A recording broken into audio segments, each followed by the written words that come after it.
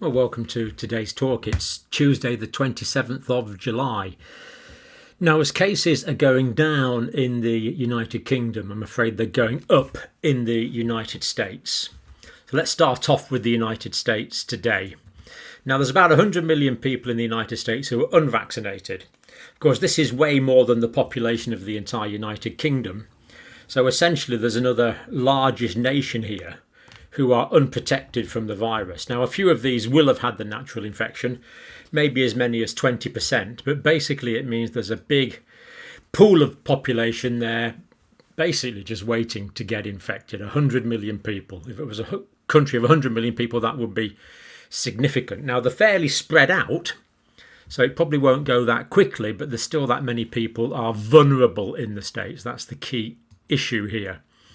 Cases are currently rising in every state at the moment, I'm afraid. Now, currently, the 7-day average over the last 7 days, and again, this is always a few days out of date, from the CDC was 40,246 per day.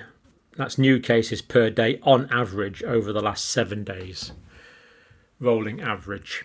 And that's up 46.75%. On the last 7 days, where the number was 27,443 per day. So we can see a pretty large increase from a daily average of just over 27,000 to a daily average of just over 40,000. And of course, as we know full well now, this is caused by the Delta variant. The Delta variant is now probably at least 90% of the cases in the United States, as we saw yesterday from CDC data. And of course, that's always a little bit out of date. So Delta variant is the main issue here, highly transmissible variant.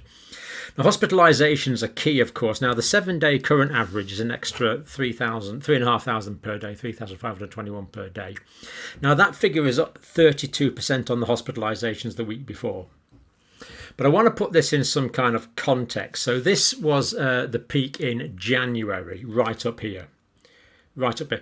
Now, that's about 5,000 per day there. That's about 10,000 per day there. That's about 15 per thousand there.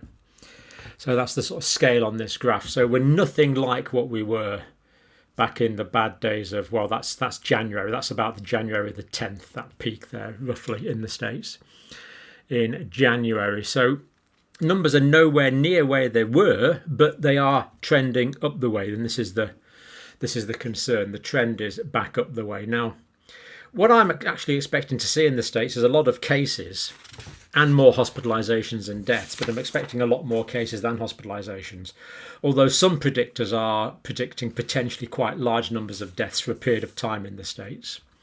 But looking at the number of deaths so far in the United States, I sometimes forget, over 600,000 deaths in the US now. This has been a bad pandemic in the States. Current 7-day average is an extra 233 deaths per day, way down on what it has been, but it's still up 9.3% on the last week. And because the cases are going up, the hospitalizations will increase in the next couple of weeks, and the deaths will increase the week after that to some degree. Again, nothing like as bad as it was in the January wave, but trending up the way. New York City, California, vaccinations for municipal employees or weekly testing. So basically vaccination being essentially mandated there, or weekly testing for all employees of the municipal authorities.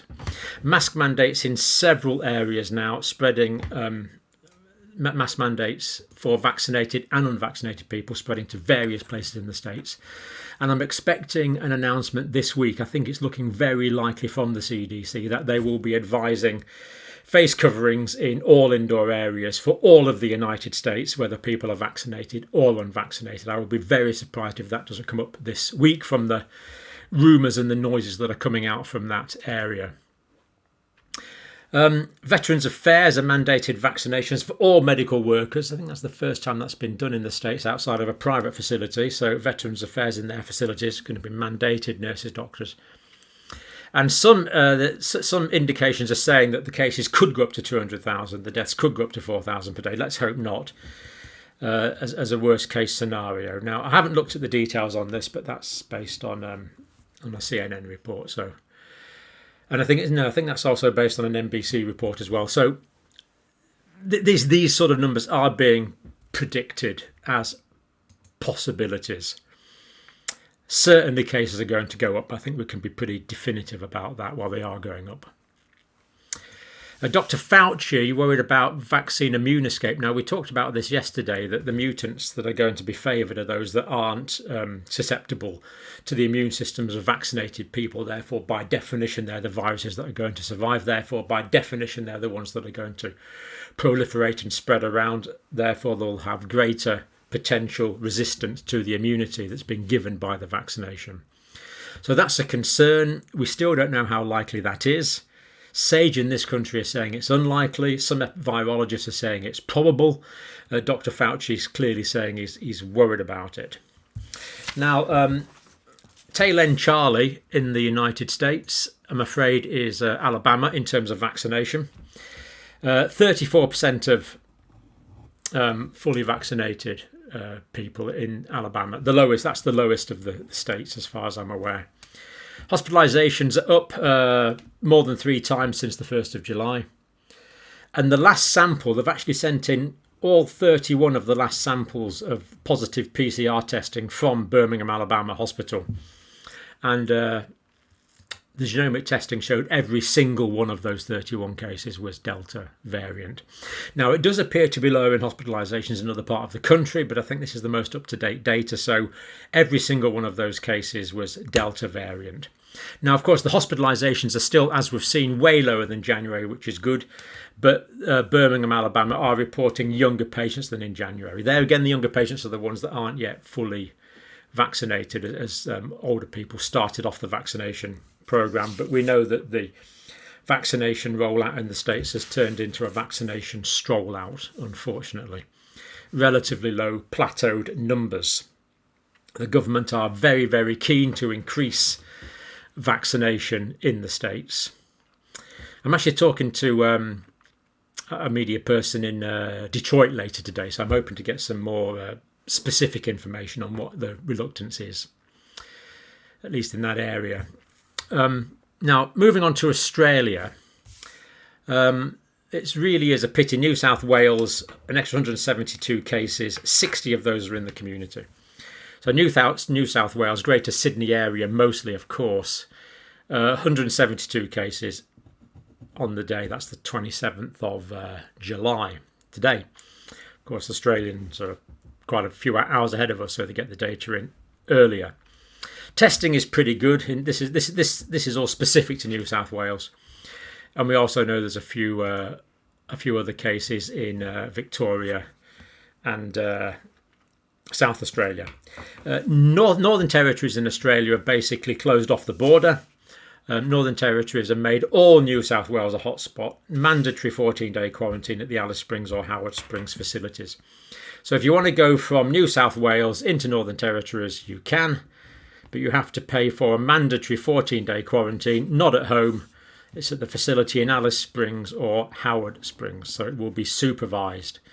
So unless you had a very good reason to travel and were prepared to spend the money in the 14 days in quarantine, basically the border between Northern Territories and between New South Wales and Northern Territories is essentially closed. Now, we're going to talk to Dr. Sumadhi Hanan, who's a general practitioner in Sydney. She's reported before. Sumadhi, thank you very much, and looking forward very much to your reflections on the pandemic in Sydney. Hi, John. I'm Sumadhi, a general practitioner from Sydney, Australia. I'm here to give another update about the COVID situation in Sydney. As you're aware, the current Delta variant arrived in Sydney from a FedEx cargo plane on the 9th of June this year. A limo driver who was not vaccinated, not even wearing a mask, picked up the crew from an airport to the hotel, was later tested positive to the Delta variant. This eventually sent the whole Sydney into lockdown. Then, a furniture removalist from New South Wales went to Melbourne in the first week of July and made Melbourne to go into lockdown after 12 days of 0 cases. This tells how easily the Delta strain can spread. and how vulnerable we are. It believed the Delta strain spreads 200 times faster than the original strain. Our cases are creeping up. Still, two-thirds of the community transmissions are coming from the southwestern area. Now the government has put stricter rules. Only the essential workers are allowed to go out of the area. Those who go out must take a COVID test every 72 hours, which is mandatory. And any employers who ask the workers from that area to come to work will be fined $10,000. But still, people across Sydney are gathering for parties here and there. Now the cases settling to the neighbouring areas, mainly Western Sydney, which is another vulnerable population. On Sunday, the 25th of July, there are 141 cases in the hospital. 28 patients are aged under 25 years, 43 in the intensive care and 18 on a ventilator. Here the age breakdown of the ICU patients. You can see one patient as a teenager and 7 patients are under 20s, 3 patients are under 30s and 4 patients under 50s and 18 patients are under 60s. We see more younger cases hospitalized and in the intensive care. Unfortunately, we had 2 deaths on Sunday and 2 more deaths on Monday. 3 over 70 years and 1 woman who is in his 30s. She does not have any comorbidities. As you can see, the younger population admitted to hospital because not only they do move a lot, but we do not have enough Pfizer vaccine to give it to them. Our immunization rate in New South Wales, 1 dose had 1/3 of the population and 14.4% getting both doses. So currently we only try to limit the daily cases by extending the lockdown until we get enough Pfizer vaccine for the younger population. I watched the UK Freedom Day celebration. It was almost like an Independence Day. In fact, correct me if I'm wrong, John. UK tells us their epidemic is over and now they are treating it like endemic.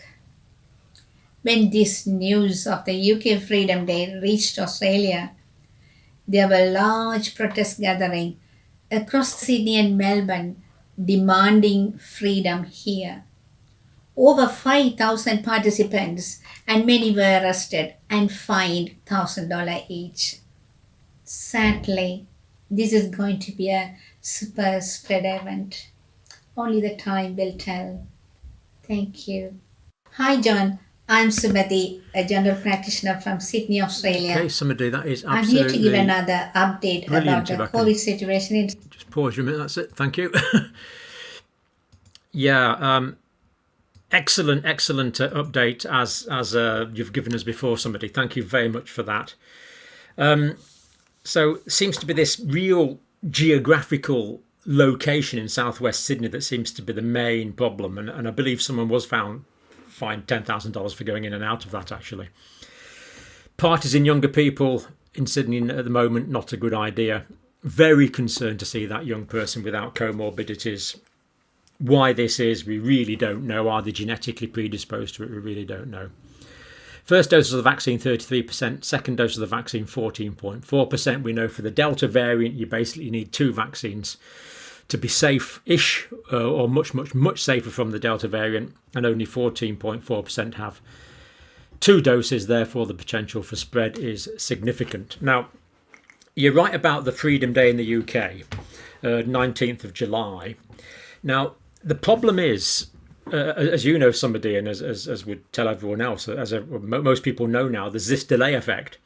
So the lifting of restrictions on the 19th and the few days that followed, I mean, not everyone's going to go out on the 19th and 20th and start exercising their full legal rights, but people probably will gradually over the week. So we're going to start seeing an increase from this next Friday. So it's Tuesday now. So when 3-4 days, we're going to start seeing an increase, and back into next week, there will be.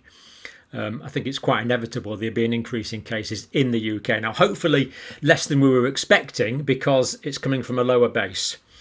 But I must say, if there's anyone from the Australia press watching, my impression, and it's only my impression as an outsider, is that the coverage has not been particularly good. So for the Australian press to paint the 19th of July as a VE day or VJ day or something in the UK, it was nothing like that. If that's the way it's being presented, it is an inaccurate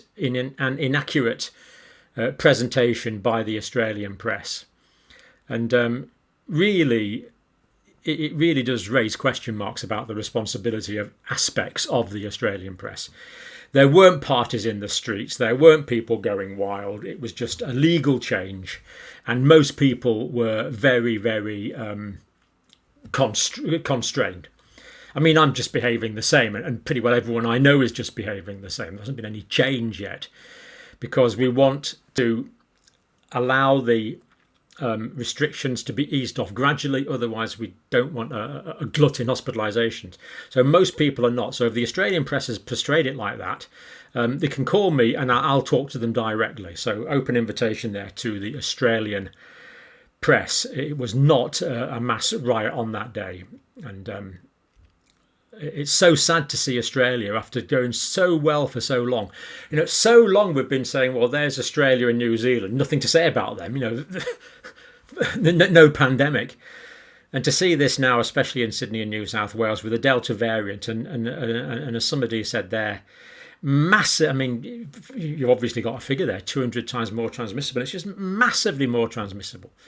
Massively more. People are catching it outside. I mean, obviously much less than inside, because we always want to do that. Take refresh your air and have windows open and everything, and then we're doing that in summer. But there are cases where it's almost certainly been transmitted outside at football matches and things. So no, England has not gone mad, somebody, I'm pleased to say, but I am expecting to see a gradual increase in cases after this Friday, but hopefully from a lower base. It's not going to be as bad as we feared. Now, I was going to do the UK now, but I've gone on a bit there, so I think we'll just leave that for that one. Thank you very much for that update. Always appreciate it. People on the ground who are living through the experience, and as yourself, somebody clearly understand it. Really good to get that report. So thank you very much, and thank you for watching this video.